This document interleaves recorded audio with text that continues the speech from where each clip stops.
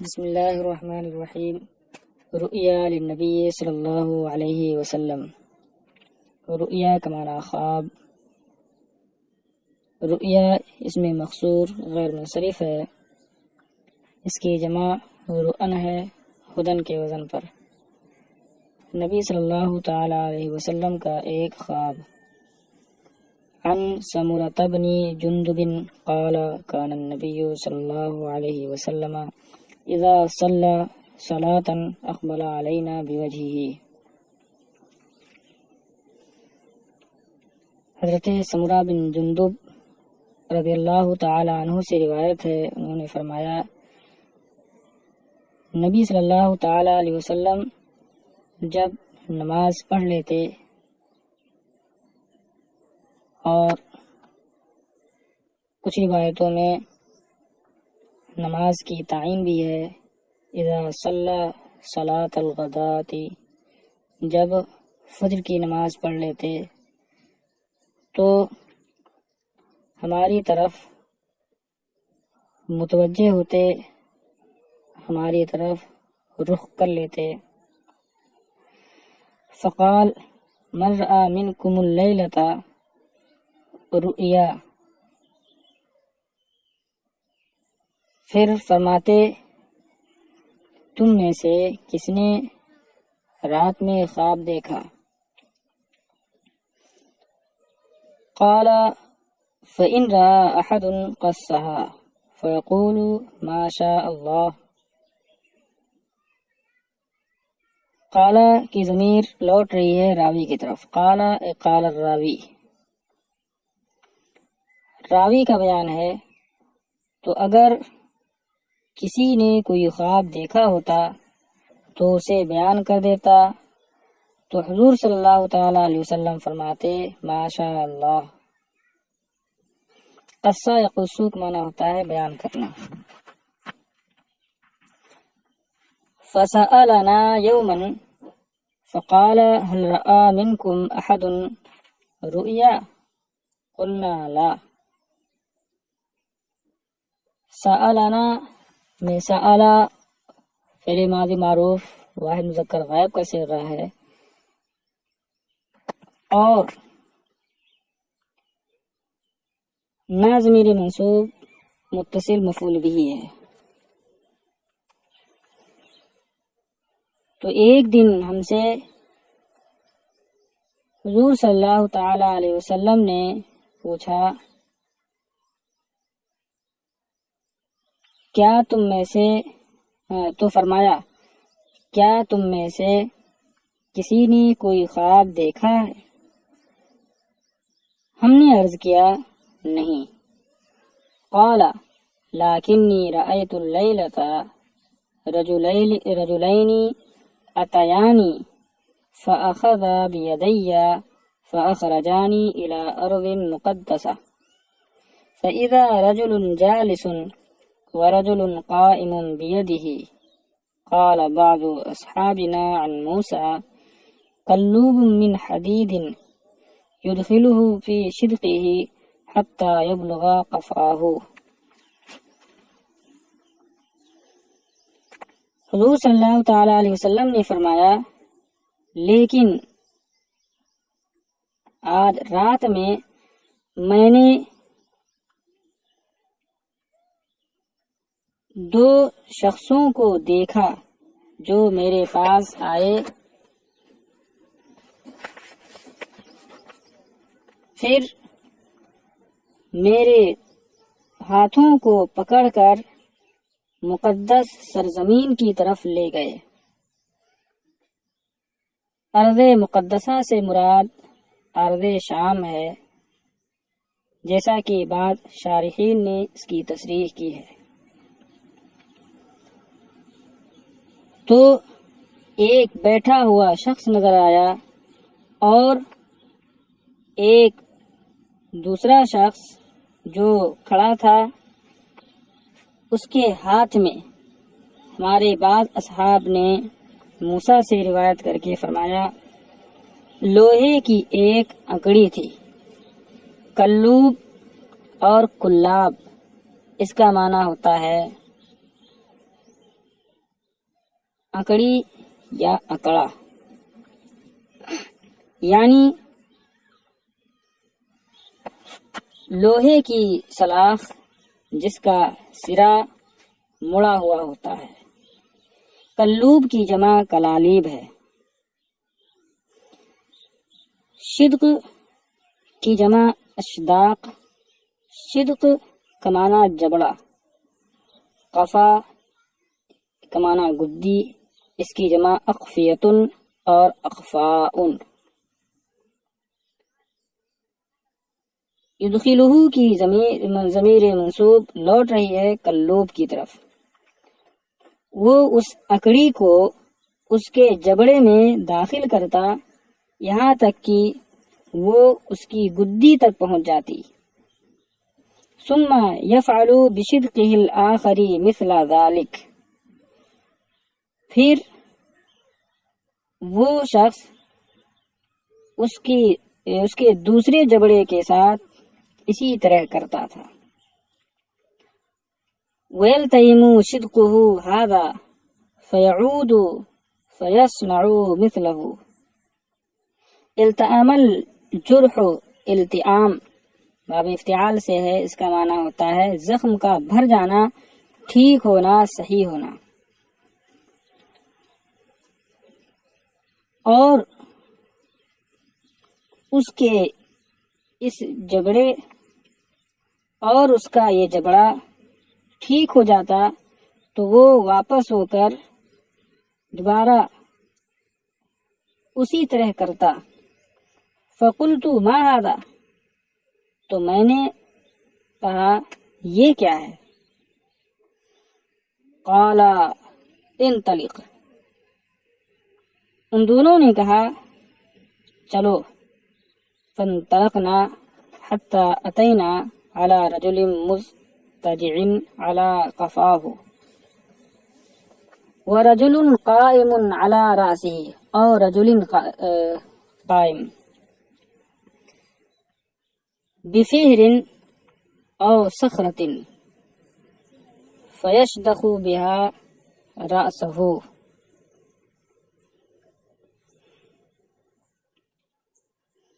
اضطجاع کا معنی ہوتا ہے پہلو کے بل لیٹنا یا چت لیٹنا۔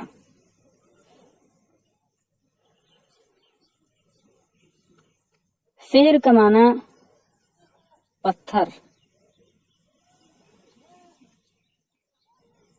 اور صخرہ کا معنی چٹان، جمع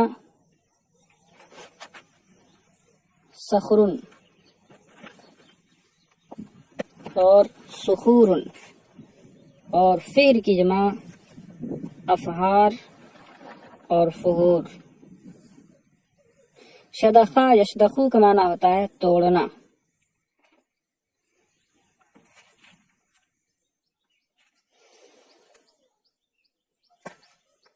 رجل قائم، یہاں رجل کو مرفوع بھی پڑھ سکتے ہیں اور مجرور بھی۔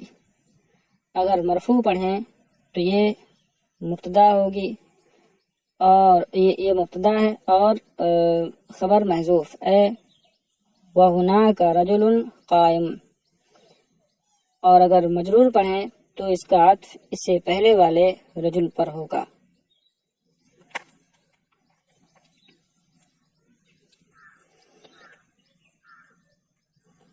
تو ہم چل پڑے یہاں تک کہ ہم ایک ایسے شخص کے پاس آئے، ہمارا گزر ایک ایسے شخص کے پاس سے ہوا جو اپنی گدی کے بل چت لیٹا ہوا تھا،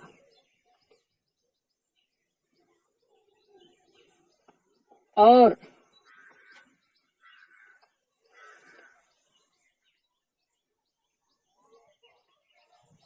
اس کے سرہانے ایک شخص کھڑا ہے، پتھر یا چٹان کے ساتھ،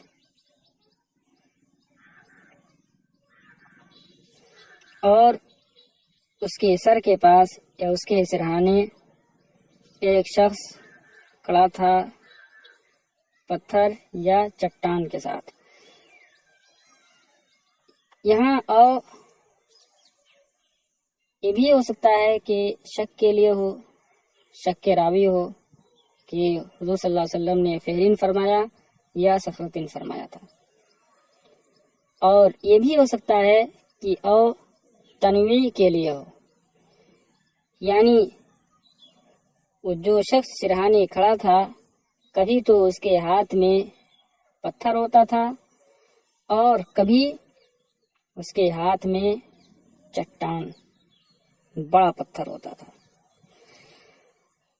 فَيَشْدَخُ بِهَا رَأْسَهُ، تو وہ اس سے اس کا سر توڑ رہا تھا۔ فَإِذَا ضَرَبَهُ تَدَحْدَحَ الْحَجَرُ، تو جب وہ اسے مارتا تو پتھر لڑھک جاتا۔ تدحدہ کا معنی ہوتا ہے لڑھکنا، تدحرجہ کے معنی میں ہے۔ فانطلق الیہ لیاخذہ فلا يرجع الى هذا حتى يلتئم رأسه وعاد رأسه كما هو۔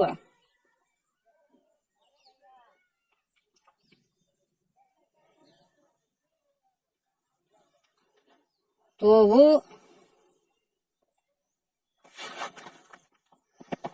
اس پتھر کی طرف جاتا، الیہ اے الی ذالک الحجر،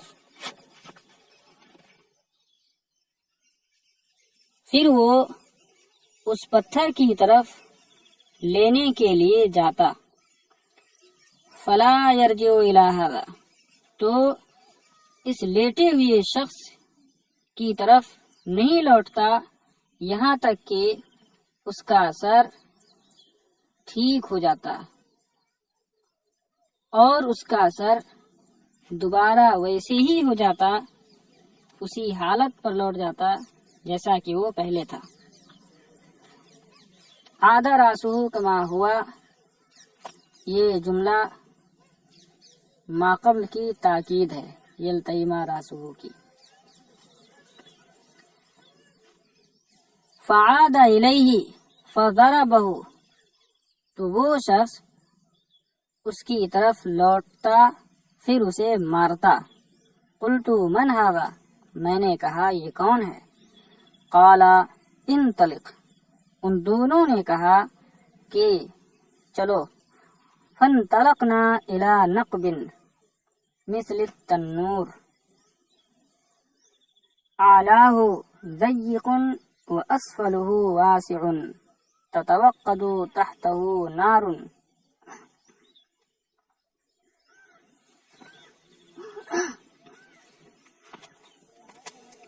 نقب کا معنی سوراخ۔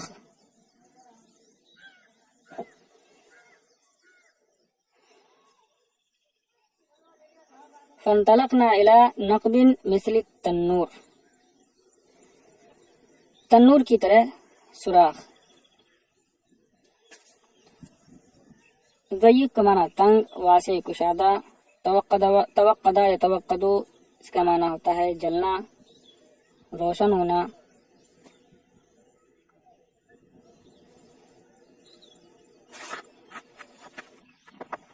تو ہم ایک سوراخ کی طرف چلے جو تنور کی مانند تھا، اس کا بالائی حصہ تنگ اور نچلا حصہ، نیچے کا حصہ کشادہ تھا۔ اس کے نیچے آگ جل رہی تھی۔ فَإِذَا اقْتَرَبَ ارْتَفَعُوا حَتَّى كَادُوا يَخْرُجُونَ فَإِذَا خَمِدَتْ رَجَعُوا فِيهَا۔ اقترب، اقتراب کا معنی ہوتا ہے قریب ہونا۔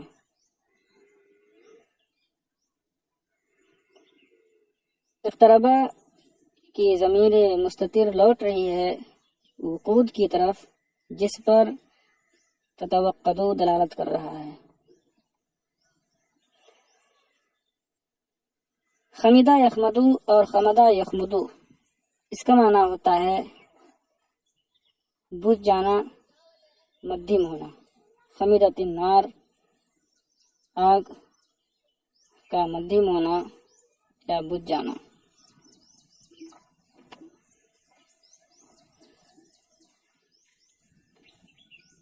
تو جب وہ قریب ہوتا تو وہ اوپر آ جاتے، یہاں تک کہ قریب ہوتا کہ وہ نکل جائیں گے۔ تو جب وہ مدھم ہو جاتی، تو جب آگ مدھم ہو جاتی تو وہ اس کے اندر لوٹ جاتے۔ وفیہا رجال ونساء عرات، عرات عارن کی جمع ہے، عاری کا معنی ننگا، اور اس کے اندر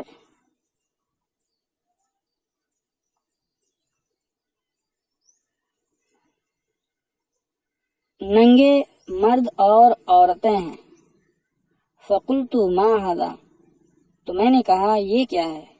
قال انطلق، ان دونوں نے کہا چلو۔ فانطلقنا حتى اتینا على نهر من دم فيه رجل قائم وعلى وسط النهر او على شط النهر رجل بين يديه حجارة۔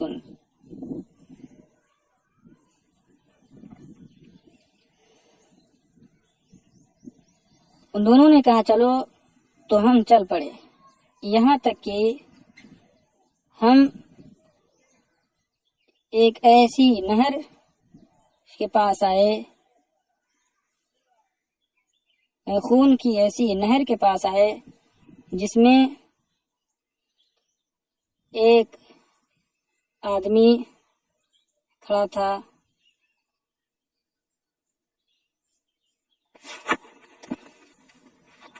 اور نہر کے بیچ میں یا نہر کے کنارے ایک دوسرا شخص تھا جس کے سامنے پتھر رکھے ہوئے تھے۔ شتن کا معنی کنارہ، ساحل، حجارہ حجر کی جمع ہے، شت کی جمع شتوت۔ فأقبل الرجل الذي في النهر فإذا أراد أن يخرج رماه الرجل بحجر فيه فرده حيث كان۔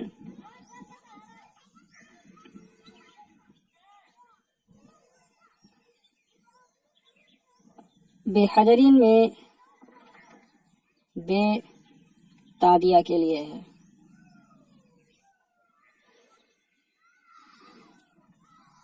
تو وہ شخص جو نہر کے اندر تھا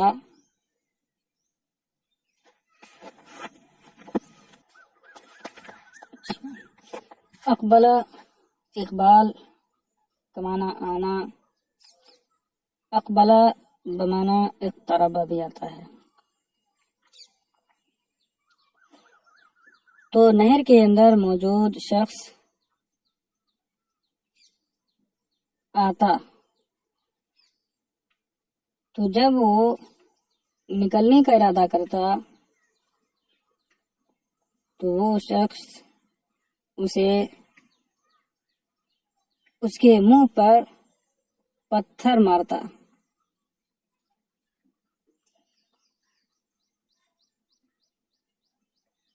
فی کے بعد جو فی ہی ہے، فی فمن کے معنی میں اسماء ستہ مکبرہ میں سے ہے، اس لیے حالت جری میں کی وجہ سے یا کے ساتھ رہا ہے، اور حاض میرے مجرور ہے متصل۔ تو اسے وہ لوٹا دیتا جہاں وہ پہلے تھا۔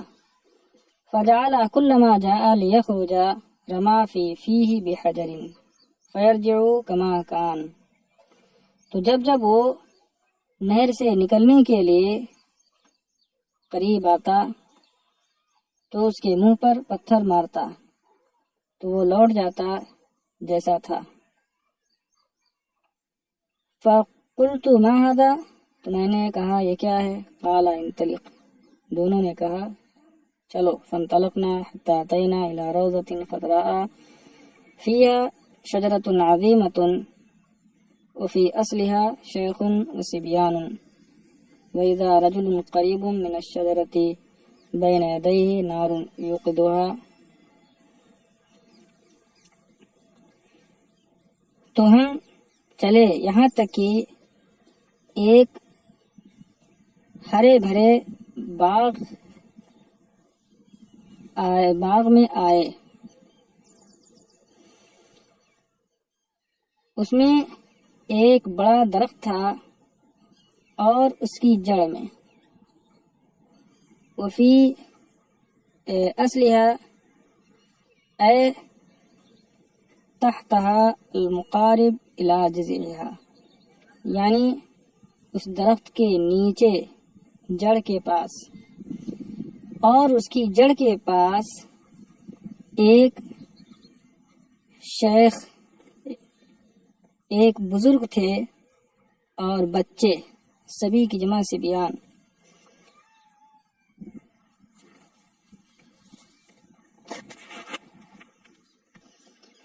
اور درخت کے قریب ایک شخص نظر آیا جس کے سامنے آگ تھی جسے وہ جلا رہا تھا۔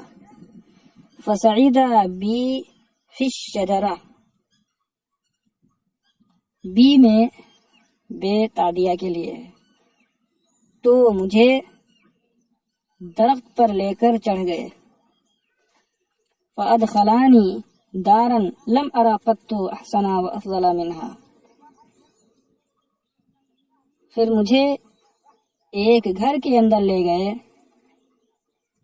جس سے زیادہ خوبصورت اور بہتر میں نے کبھی کوئی گھر نہیں دیکھا تھا۔ فیہا رجال شیوخ وشباب ونساء وصبیان، شاب کی جمع شباب،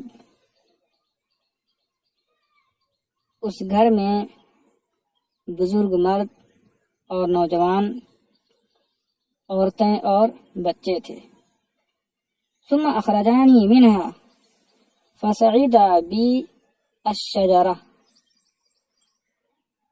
پھر وہاں سے مجھے نکالا، پھر مجھے درخت پر لے کر چڑھ گئے۔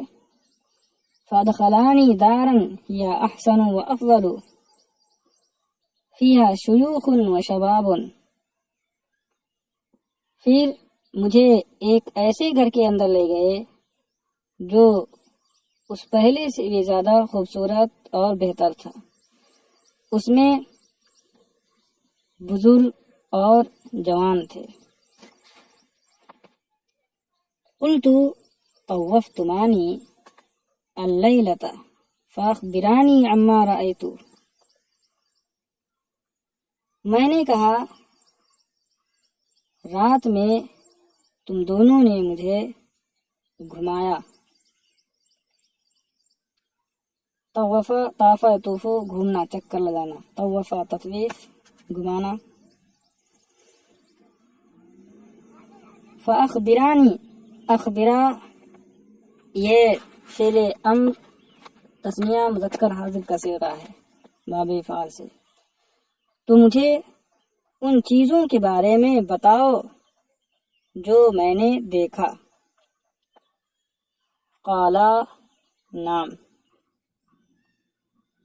ان دونوں نے کہا ہاں۔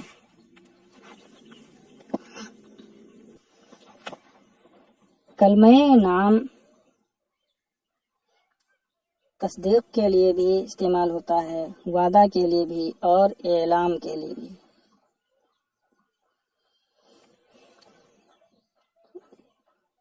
جیسے کوئی کہے قام زید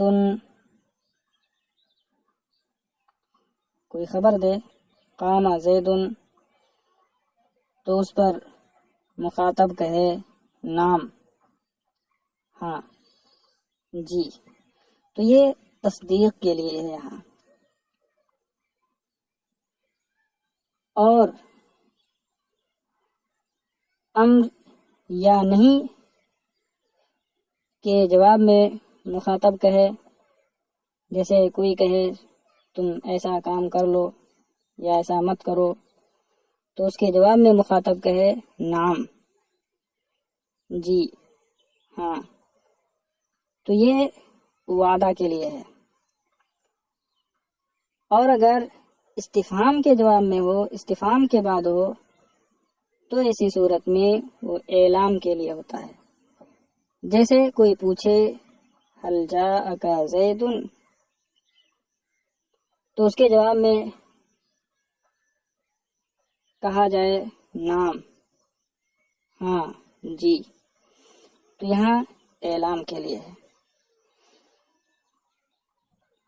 یہاں پر قالا نعم میں جو نام ہے یہ وعدہ کے لیے استعمال ہے۔ ان دونوں نے کہا جی ہاں۔ اما الذی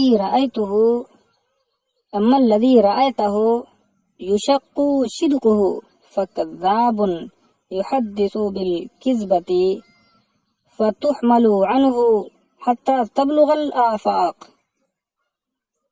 فیصنع بہ الی یوم القیامہ۔ کذاب یہ مبالغہ کا صیغہ ہے۔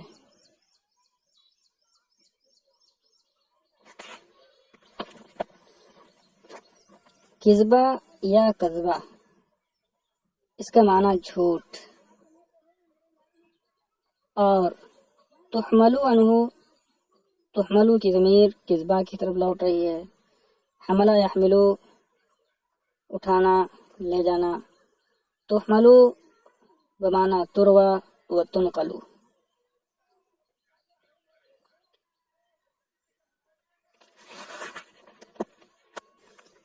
رہا وہ شخص جسے آپ نے دیکھا کہ اس کا جبڑا چیرا جا رہا ہے، شقہ یا شقو کا معنی چاک کرنا، چیرنا، پھاڑنا۔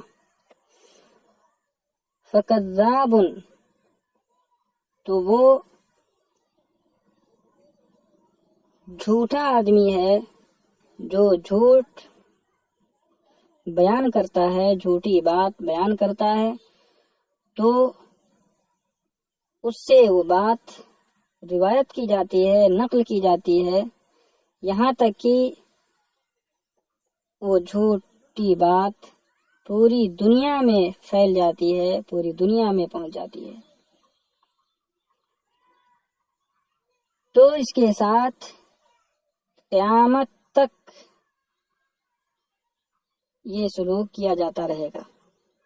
والذی رأیتہ یشدخ رأسہ فرجل علمہ اللہ القرآن فنام عنہ باللیل ولم يعمل فیہ بالنہار یفعل به الى یوم القیامہ۔ اور وہ شخص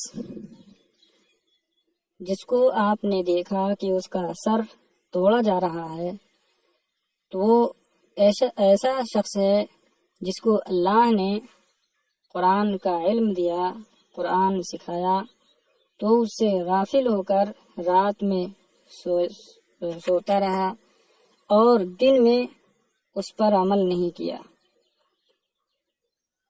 اس کے ساتھ یہ سلوک روز قیامت تک کیا جائے گا۔ والذی رأیتہ فی النقب فہم الزنات، اور وہ جن کو آپ نے سوراخ میں دیکھا تو وہ بدکار لوگ ہیں۔ والذی زانی کی جمع زنات۔ والذی رأیتہ فی النہر آکل الربا، اور وہ جس کو آپ نے نہر کے اندر دیکھا وہ سود خور ہے۔ والشیخ الذی فی اصل الشجرہ ابراہیم، اور وہ بزرگ جو درخت کی جڑ کے پاس ہیں ابراہیم علیہ السلام ہیں۔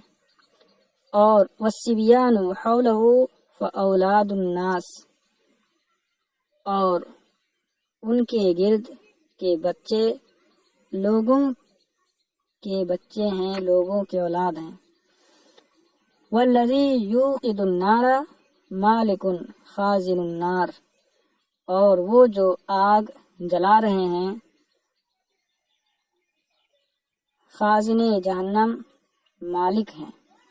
والدار الاولی التي دخلت دار عامة المؤمنین، اور پہلا گھر جس کے اندر آپ گئے وہ عام مؤمنین، عام مسلمانوں کا گھر ہے۔ وَأَمَّا هَذِهِ الدَّارُ فَدَارُ الشُّهَدَاءِ، اور رہا یہ گھر تو یہ شہداء کا گھر ہے۔ وَأَنَا جِبْرِيلُ وَهَذَا مِيكَائِيلُ، اور میں جبریل ہوں اور یہ میکائیل۔ فَارْفَعْ رَأْسَكَ، تو آپ اپنا سر اٹھائیں۔ فَرَفَعْتُ رَأْسِي، تو میں نے اپنا سر اٹھایا۔ فَإِذَا فَوْقِي مِثْلُ السَّحَابِ قَالُوا ذَلِكَ مَنْزِلُكَ،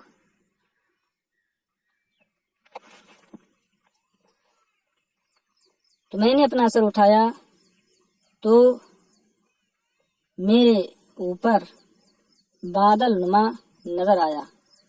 دونوں نے کہا یہ آپ کا گھر ہے۔ فقلت دعانی ادخل منزلی، تو میں نے کہا مجھے اپنے گھر میں داخل ہونے دو، اپنے گھر کے اندر جانے دو۔ قال انه بقي لك عمر لم تستكمله فلو استكملت اتيت منزلك، تو ان دونوں نے کہا کہ آپ کی عمر باقی ہے جسے آپ نے پورا نہیں کیا ہے، تو اگر آپ پورا کر لیں گے آپ اپنے گھر میں داخل ہو جائیں گے۔